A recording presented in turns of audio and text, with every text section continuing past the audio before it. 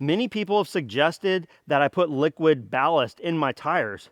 The reality is I simply cannot do it, because if you price out what liquid ballast... My name is Joe, and today we're going to attempt to solve the biggest problem that plagues all tractors. It doesn't matter what brand or what make and model you have. I have a major problem here, and it isn't because this is a Coyote tractor, it's because it has tires. See those right there? The most optimal machine for this property would be a machine with tracks. If you're not familiar with equipment, tracks offer more traction and stability in many cases. As you look around my property, a majority of this excavation was done with a Kubota backhoe. I rented it from the local rental yard. I actually had to return that machine earlier than my 1 week rental date, and it's because of one big problem. And that is the big problem that we are going to try to solve today. During that 1 week rental, I couldn't keep tires inflated on that machine. You see, we have a ton of rock all around the property. And because of that, I found that the tires just simply were getting punctured nonstop. And it was always at the most inopportune time. I knew that when I purchased this machine. In fact, I really struggled with whether or not I should even buy a tired tractor. Really, what would be the best machine for me would be a machine that had tracks on it. This tractor is equipped with a backhoe to accompany the loader. What that means to me is that in order to have similar capability to this machine, I was looking at a compact track loader and a mini excavator. That wasn't gonna fly. Because of that, there's unreached parts of my property. Yes, I have carefully driven into here, but I really don't wanna go all throughout here. And the reason why is underneath all of this forest fodder is stobs. If you're new to equipment, if you've never brush hogged or maintained property, tree stobs are one of the biggest issues you can ever come across for a tractor. Of course, things like screws, nails, and other sharp objects like broken up rock are also going to shred your tire. We are talking about puncturing the tires. It's also no secret that tractors have a problem with stability. Because of that, many people have suggested that I put liquid ballast in my tires. The reality is I simply cannot do it, because if you price out what liquid ballast costs, whether it be windshield wiper fluid or the beet juice, it's super expensive. One puncture that you didn't notice overnight can drain hundreds of dollars out of your tires. While I would like to have some liquid ballast, it's just simply not the right option for me. Currently, I'm finding that my backhoe is sufficient ballast to keep this machine planted with my firewood totes. And my firewood totes, I'm finding, are about all my loader can handle, because I can easily pick them up, but I cannot easily tilt them. What that means to me is I have found the limit of what this machine is going to do in terms of front end loader. I've also found that the machine feels very stable on my ground as long as I'm picking up the load minimally. I would never pick it up off camber at a height of 4 or 5 feet. That's asking for problems. The best option for me in terms of ballast would be wheel weights. Those are not cheap, and that's why I don't have them. So in order to fix the #1 problem that I foresee having with my tractor, today's video is sponsored by Liquid Tube. This is not your average cheap tire sealant that you're gonna go and pick up at Walmart. What I'm impressed with is the specs here that Liquid Tube gives for the types of punctures it can seal. The stuff is good for down to minus 45 degrees Fahrenheit. That's incredible. It has an indefinite shelf life, which is absolutely incredible. And what that means is that it's good for the life of your tire.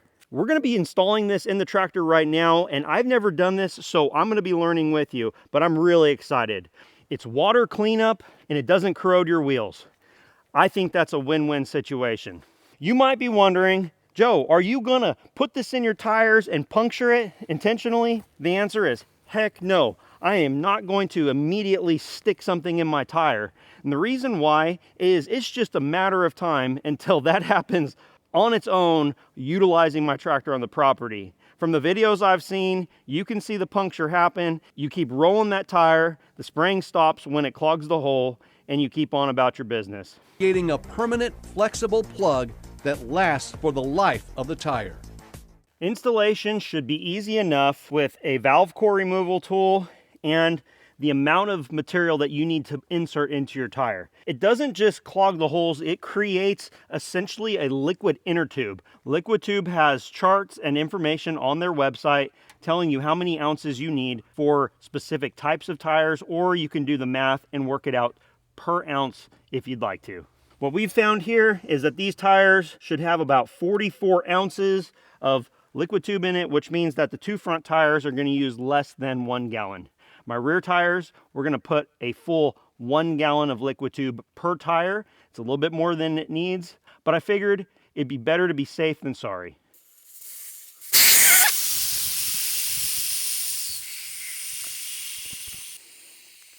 This is what I get for not paying attention, but I brought my own valve core removal tool out, but included with it was a valve core removal tool in the little baggie. The instructions state to position the tire at a 7 o'clock position. The tire is completely empty of air. Now, each one of these pumps is supposed to be about 1 ounce.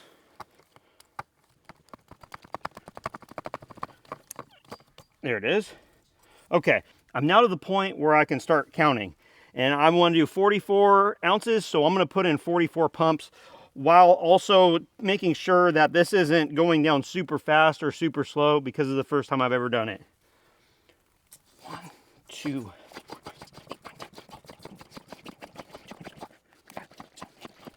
So that's 30. Okay, I've still got more than half. 41, 42, 43, 44. All right, that one's complete. Now that we put 44 ounces into here approximately, I'm gonna go ahead and put my valve core back in and start filling it up. These front tires call for 45 PSI, and then we'll move on to the other side and start working on that.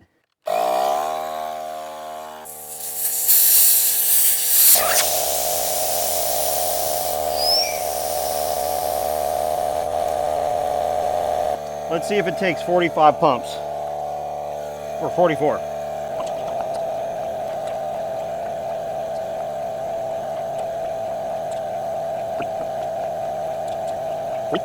(42, 43, 44), and I'm gonna go ahead and do a couple more because I went too fast initially and I could tell it wasn't doing a full pump. All right. So with approximately 88 to 90 ounces in here, I have this much left. By the time I finished the other side and started pumping that one up, this one's showing 45 PSI now, according to my air compressor. I can get started on the rear tires.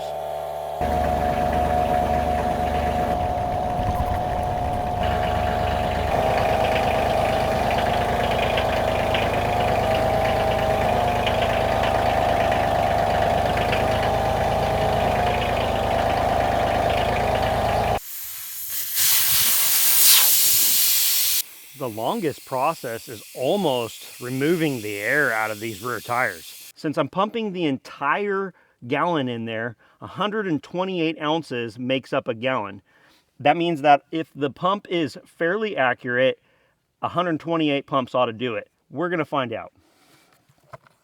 Okay, we're already there, so I'm starting now. 1, 2. Problem. I think I was around 19. 20. 21, 22, 23, 24. You don't want to go too fast because you have to let it bring the material up into the actual pump. Of course, there's an application for this for pretty much any type of tire, but you do not want to put it in high speed, like road vehicle type applications, or vehicles with tire pressure monitoring systems. So I have a suspicion we're gonna have a hard time getting the last little bit out of here. We're gonna see if we can, because this stuff per ounce is not cheap. I'd say there's still a couple ounces in there potentially. We're pretty well empty. One thing you can always count on is I will shoot you straight and share my experience. This is not a polished, try it before I video it type of video. I'm letting you know and letting you see how it goes as we go. If you have any experience with this product, I really would like you to share down in the comment section. Steve at Saw Suppliers utilizes this in their trailers because they were having a massive problem with punctures and keeping tires on trailers. From what I understand, this product reduced that issue greatly. We'll find out if this pump works a little bit better. And this time I am going to go ahead and try to count and see if we get a full 128 pumps approximately to the end. I can feel it. All right, so the counting starts now.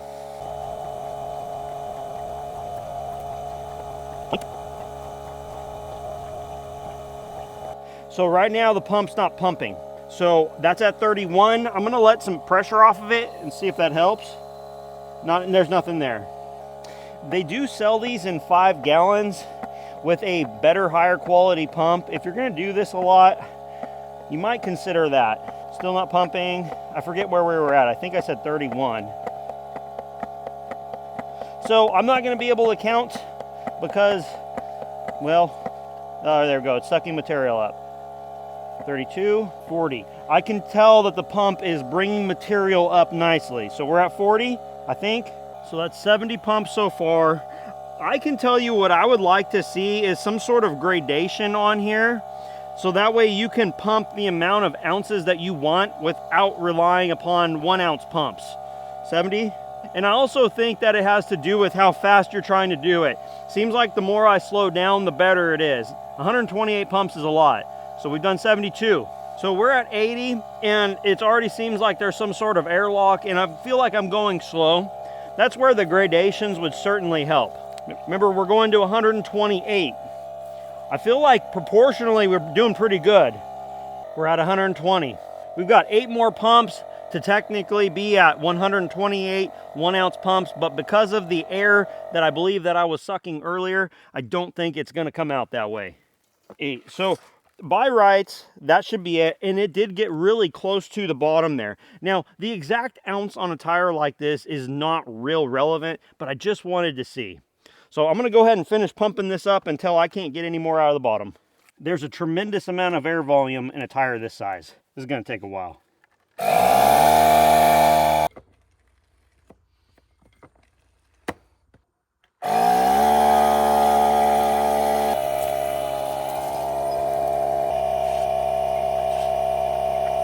I put the remainder of the liquid tube in the ATV because I was having some air leaking out. Well, as soon as I pumped this tire up after doing that, we found a leak. Let's see if the liquid tube does something. Now, I did not put the amount specified. I was just using up the rest of what I had.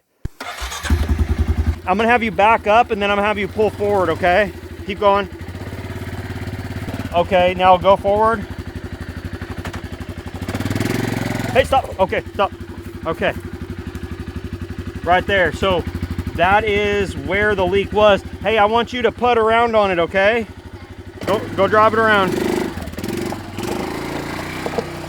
We're gonna see if it's gonna do what it ought to do. Now, of course, like I said, that wasn't the amount specified, probably about half, but that puncture was in a great location. The liquid tube ought to easily be able to reach it. I think it actually clogged it immediately because I didn't see any bubbling coming out of it.